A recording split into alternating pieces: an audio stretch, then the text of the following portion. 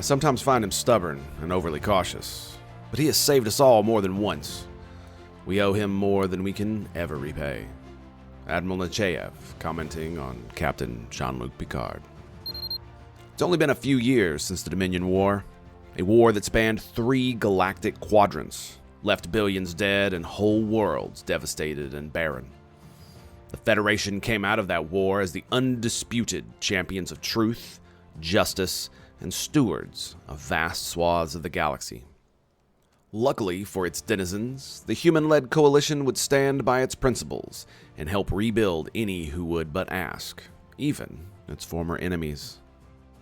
One such place was near the home of a newly minted Federation member, a non-humanoid race who were known as the Ontalians, a gangly, sloth-looking race who were admitted shortly before the war broke out, most likely fast-tracked into membership.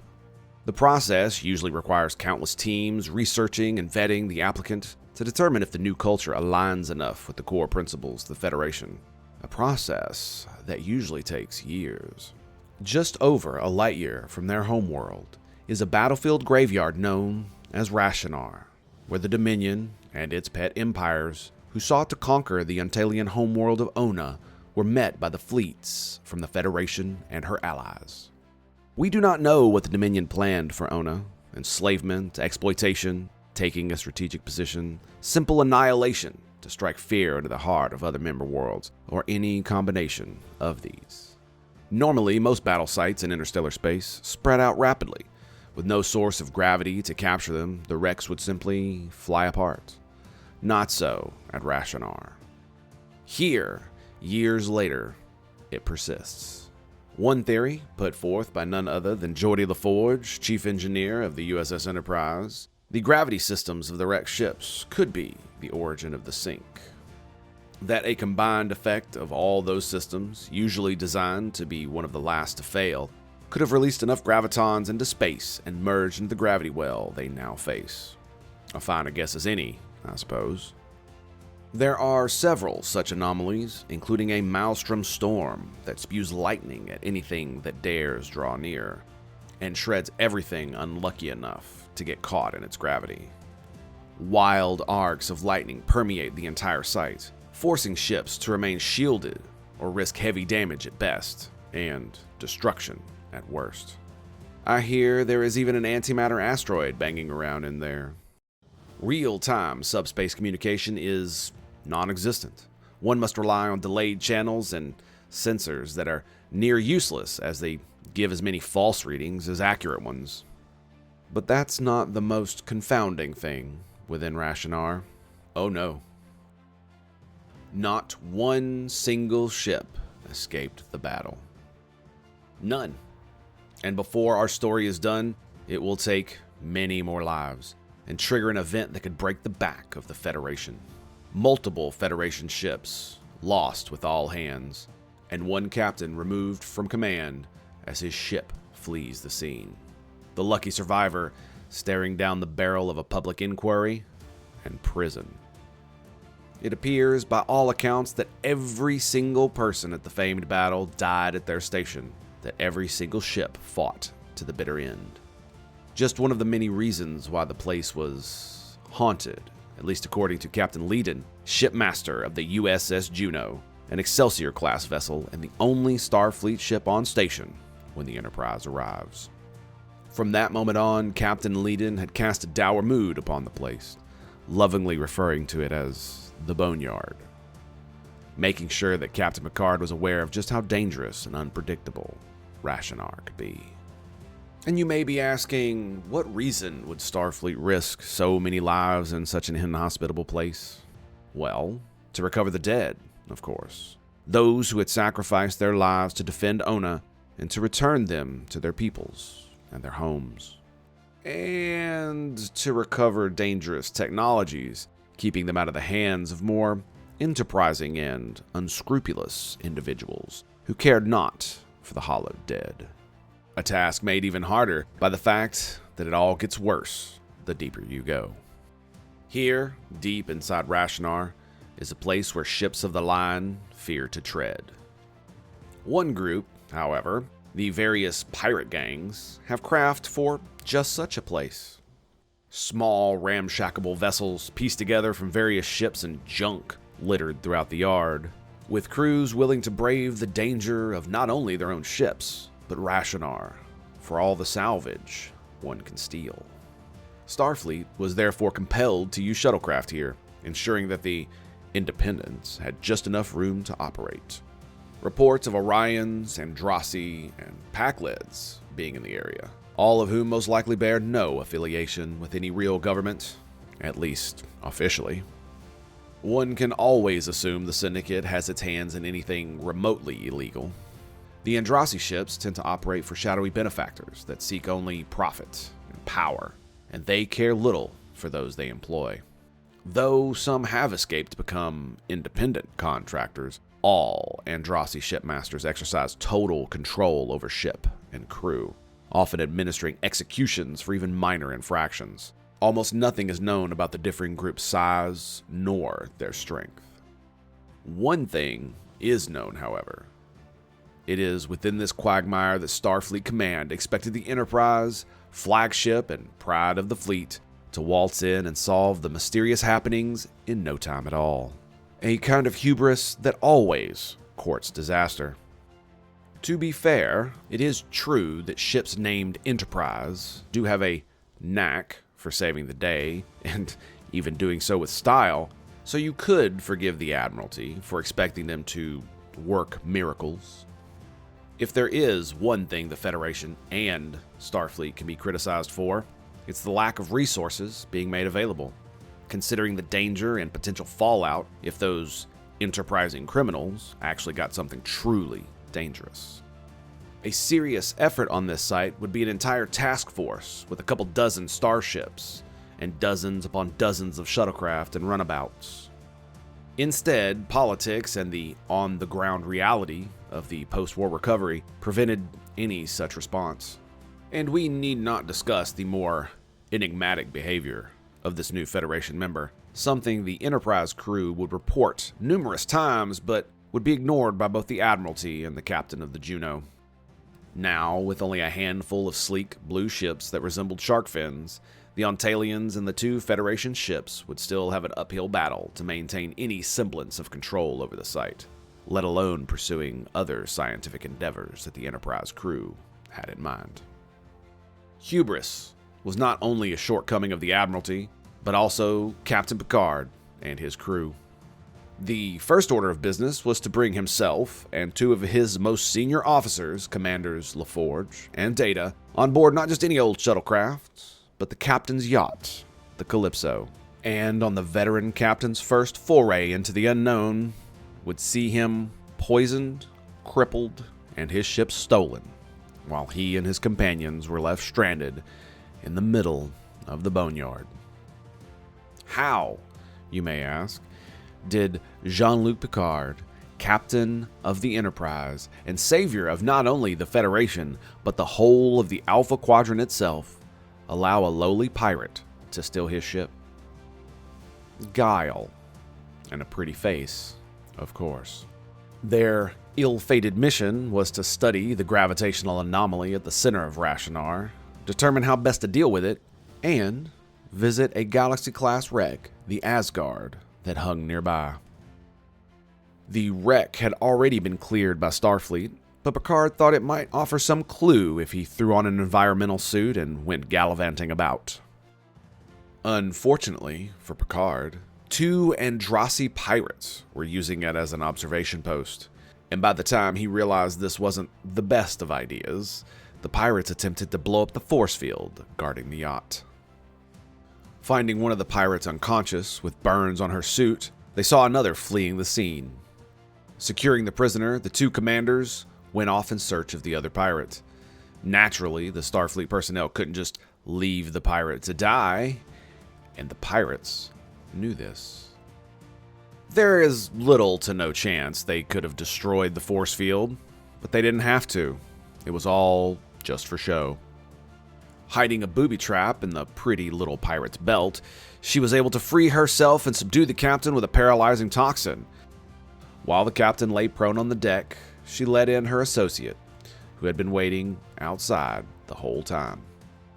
Lucky for Picard, the lady had some sense and didn't allow her fellow to execute him, and instead sealed back up his suit and tossed him out the airlock, only to moments later disembark direct to Asgard with a fancy new Starfleet ship.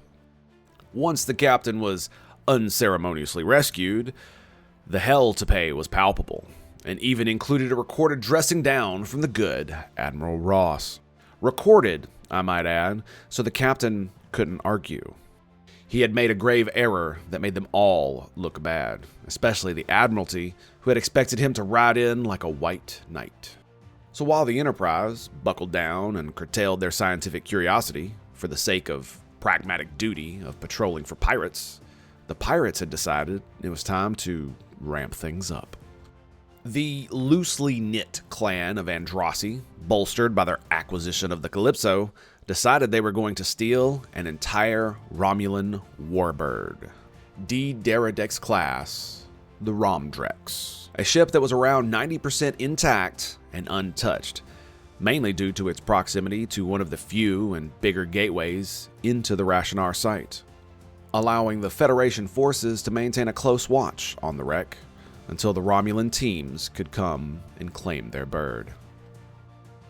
The Andrasi couldn't salvage it on site without fighting off Starfleet, so their plan was to tow it away, with the Calypso running interference. Pretending to be a Federation ship was not an uncommon tactic, usually by trying to fool censors, but now they had a real Starfleet vessel, and one that could be used to confuse and delay the Federation ships. If subterfuge didn't work, the newly installed torpedoes strapped to the underbelly just might. And oh boy, did it. Once the Federation task force detected the Romulan wreck moving, the Calypso, hiding amongst the wreckage, lobbed one of its new torpedoes at the investigative Juno. It struck home, which normally would have only given the Excelsior-class vessel a stiff nudge. But in the Boneyard, everything is trying to kill you, not just the pirates. It was at that precise moment when, like a vengeful spirit, the Juno was hit with a bolt of lightning. It was luck, really. The torpedo struck the forward shield just as the energy burst hit the aft. Explosions rippled across her hull, causing the Juno to careen uncontrollably into a derelict Klingon warship. While nearly crippling her, the quick action by the Enterprise, using a dummy torpedo to push the dead Klingon vessel away, saw her recover and would be repaired enough to rejoin the hunt. While the Calypso was able to evade the larger ships, their allies towing the Romulan wreck were not so lucky. I do believe some escaped with their lives, but most, failing to surrender fast enough or even at all, were destroyed with extreme prejudice by the Ontalians. Now, the chase was on. The Calypso was running into the center of the Boneyard, and it just so happened that a lone shuttle, the Hudson, was planting probes in the gravitational anomaly at the center with a certain android and his favorite human as crew. They spent long hours playing cat and mouse with the Andrasi in the modified Starfleet vessel, but by the time the two Starfleet officers found them, it was already too late. They had been attacked, paralyzed by something that roams here. Both ship and crew were now dead. That fact, however, was lost on the two officers. Inexplicably, there were two Calypsos hovering almost nose to nose. They were identical in every way, and unfortunately for the two befuddled officers, before they could get a grip on what was happening, they lost all power. It's normal for the android to resemble a statue when powered off, and that's one of the last things that Geordi remembers before passing out from whatever was assaulting them. Presumably, the same thing that had killed the Calypso. When the Enterprise's first officer, Commander Riker, found the Hudson, there was only wreckage of one Calypso and no data. Luckily, there was just enough oxygen in the cabin that Geordi's life was preserved, but only just. He awoke in sickbay, eventually, with a harrowing tale and a warning of the danger lurking amongst the wreckage. Data awoke floating in the void on a decaying orbit inside the gravity well of the vortex. It wouldn't take him long to fall into its shredding maw, turning him to confetti as it did so much of the debris in its orbit. While in this death spiral, he witnessed the destruction of an Ontalian ship, the Vuxel, by what he and Geordi would dub the Mimic Ship. After turning into an exact replica of the Vuxel, the Mimic Ship flew off to parts unknown, and shortly after, the Vuxel exploded. It was this debris blasting past him that Data used to escape his death spiral, clinging to the pieces for dear life and using their momentum to vector himself aboard a nearby wreck. He hijacked the last few leftover systems to send a signal for rescue. At the time, it was perhaps reasonable to fear this was some weapon from the Dominion War, built by the Founders in their need to destroy the Federation at all costs. They were wrong, of course, but this vessel, weapon, thing could not only paralyze its victim once in close range, but then turn into an exact replica of its prey. It cannot be overstated how much havoc such a thing could cause in a battle, the danger it now poses in the boneyard, and the devastation that could be wrought if it escaped while in the guise of a Federation vessel. The events that happened next would not only stain the reputation of Captain Picard and one of the greatest starships to ever bear the name, Enterprise, but could extend to the whole of the Federation itself.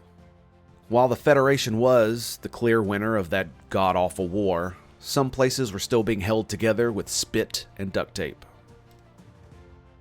The inquiry, held not long after, while it did not wholly condemn the man, nor did it exonerate him either, for the captain was accused of opening fire on a Federation vessel and destroying it with all hands. The same ship Commander Data claimed had been destroyed and replaced by the Mimic was now closing on the Enterprise. The ship had responded to no hails and continued to close with the, by comparison, ponderous Enterprise. It came down to the wire, and after trying and failing to escape the approaching Ontalian ship, Captain Picard put his faith in Data, who advised nothing less than the wholesale destruction of the approaching vessel, pleading with him that it not be allowed to enter close range. Envisioning the havoc such a creature could reap should it clone the Enterprise and escape the boneyard, the Enterprise launched multiple torpedoes at the vessel. Oddly, they encountered no shields. They struck the hull, obliterating the ship and scattering it to the void. Of course, this was witnessed by both the Juno and the 4 Ontalian ships that were assisting in pursuing the pirates. It was at this moment that hell truly came back to Rashanar. A short battle ensued, and the Juno, with Captain Leedon and all her crew, were killed, lost, with all hands, destroyed by the Ontalians in revenge for the destruction of what they claimed was their sister ship, the Vuxel. The Ontalians would state, under oath I might add, that they thought the Enterprise and the Juno were pirates, as pretending to be Starfleet vessels was not without precedent, who had destroyed the Vuxel while trying to escape justice. An almost believable scenario, given the soup most censors turn into within the boneyard, and with records that were even more unreliable. The Enterprise was able to escape, of course, with minimal damage, setting course for Earth with its proverbial tail between its legs. The news of the battle and its fallout had spread far and wide, with little more than the basic facts being spread across the quadrant. The Juno had been destroyed by a member species in retaliation for the destruction of the Vuxel and the killing of her crew, who were murdered, allegedly, by Captain Picard while in command of the Enterprise. All of this put the entire Federation at risk. The Ontalians were threatening to pull out, which could have a cascading effect where other members, especially the non-humanoids, could seek their independence.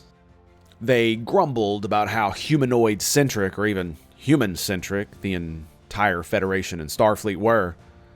Seems they may have more in common with humans than they give credit for.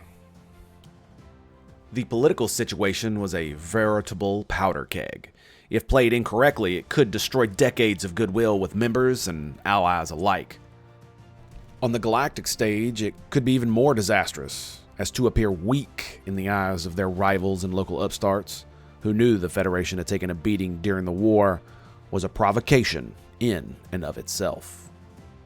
Upon arrival to Earth and Starfleet headquarters, Captain Picard was relieved of his command and involuntarily committed for psychiatric evaluation, under the tender care of a counselor, Colleen Cabot, who now controls the captain's freedom in all the ways that matter. Data, also relieved of duty, was forced to undergo examination by Starfleet Engineering, as he suffered damage during his escapades and was the only one who witnessed the Mimic clone and destroy the Vuxel. The Enterprise was put in for repairs, and her crew given much-needed leave, many of whom would never come back, no matter the outcome. The Enterprise's reputation had fallen, even if only slightly, and so too did requests to serve aboard the flagship. Luckily for the captain, he had a few allies who would fight like hell to not have Starfleet throw him under a shuttle. A certain female admiral with a long-standing, if adversarial, relationship with the captain decided to turn down the appointment as a judge at his inquiry and instead stood as his legal counsel. The tough-as-nails steeled gaze of one Admiral Nechayev was enough to make any sentient being fidget, and she couldn't just let the captain simply fall on his sword. Although they often disagreed, and even argued on more than one occasion, the Admiral had a deep respect for the captain, going so far to say of him during that initial meeting of admirals, "I sometimes find him stubborn and overly cautious, but he has saved us all more than once. We owe him more than we can ever repay." Her opinion, while it carried great weight within Starfleet itself, wouldn't be enough to save the captain all on its own. His prosecutor, Commodore Krogan, a Medusan, was as ruthless as they come, and while the Medusan also professed great respect for Captain Picard and his exploits, he demanded even greater respect for the law and the traditions of Federation justice. This particular prosecutor was chosen not only for his legal acumen, which was above reproach, but also as a political tool. Medusans are an energy-based species, capable of both telepathy and empathy, and as a non-humanoid would be above the accusations of petty bigotry that could be leveled by the Ontalians should they have used any humanoid officer. The captain had made several errors in judgment, even before this incident, being fooled by pirates, poisoned, and refusing to seek medical attention to ensure that he was fit for command were among them. The testimony and other evidence presented against him was not favorable, and in fact, it was damning. Picard's sole justification for his belief that the ship he fired upon was the Mimic, and not a Federation ship, was the word of Data, a person everyone in the Inquiry respected, but didn't know and trust as Picard did, as a fellow shipmate. In the end, the tribunal, headed by Admiral Ross, found the captain negligent in not preventing the tragedy at Rashanar. A preliminary judgment to be sure, but one that carried great weight, as the captain was remanded to Starfleet Medical for continued observation until a final determination could be made. I have always found it interesting how the universe seems to warp reality around this man, his crew, and his ship. In this case, it is not a figure of speech, however. It is quite literal. The reports here are dubious at best, but to ensure that we have an accurate view of history, I cannot, in good conscience, avoid these more extraordinary events. What help could the good captain receive that would require such a preamble? Well, the magical variety, actually. In the form of a being some of you may be familiar with, a human, well, former human, by the name of Wesley Crusher. For those unfamiliar with this erstwhile Terran, Mr. Crusher is a former Starfleet cadet and son of Chief Medical Officer Beverly Crusher of the current USS Enterprise. A lot can be said about his past, serving aboard the flagship's predecessor as a member of the crew before even entering the Academy, lying to a formal inquiry at said Academy, and abandoning his nascent Starfleet career, as well as his entire existence as a normal human. He left with a being only known as the Traveler, to join him and become a traveler himself. Not much is known of the travelers, only vague stories here and there, but we do have some information that may give insight into their nature. Most travelers are of the same species as the first, encountered by Starfleet personnel in 2364. This traveler, trading a bit of his knowledge for passage aboard Starfleet vessels, sent the Enterprise D to Galaxy M33, 2.73 million light-years from Earth.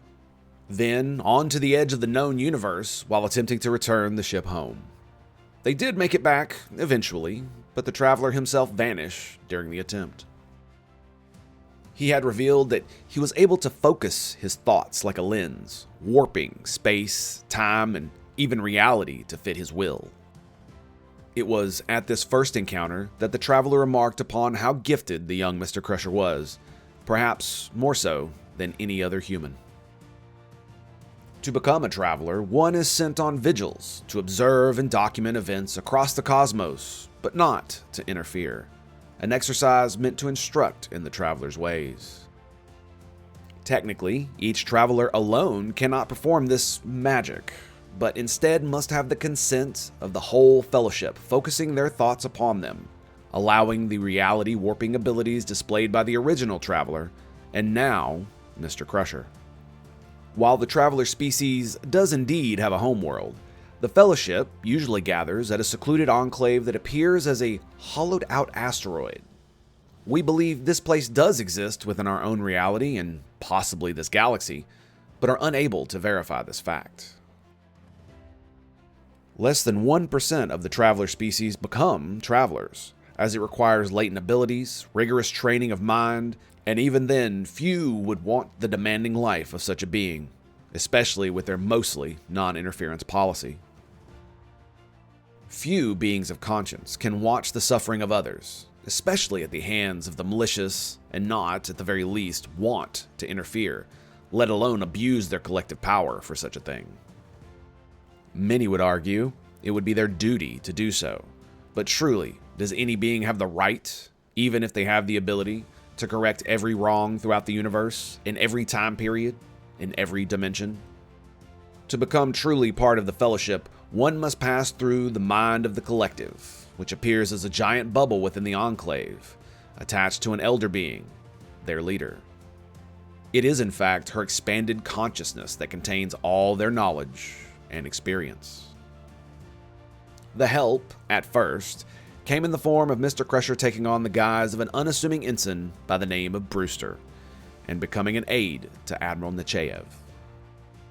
The traveler's ability to warp space and time also allows the warping of perception, and ability to hide in plain sight. They are able to make people forget what they look like, and can only vaguely remember the person when they do. They can even use their thoughts to alter physical space and disguise it as they please. Creating an umbrella, for example, out of pure thought, and having it appear to every sentient as if it is one. Few species have the ability to see through this reality-defying ability. Medusans are one known example. There wasn't much the young traveler could do without violating the traveler's ways. He did what the travelers do best and watched, learned, and ensured that Picard and his allies, like Nechayev, had all they could to succeed in keeping the captain from being used as a scapegoat, a sacrifice to keep the Ontalians on side. The diplomatic situation was spiraling out of control, and both Starfleet and the Council wanted something, anything, to keep it from deteriorating further. And why was Mr. Crusher here, tempting himself to violate the oath he had just taken? After his rebirth into the Traveler Fellowship, there is one final step: to peer into the pool of prophecy. What did he see that can make him want to walk that line so tight, near people he cared so deeply about, being enticed at every step to use his amazing abilities to turn the tide that was against his former captain?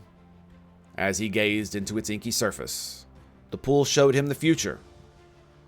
He saw the complete obliteration of the Enterprise as it self-destructed.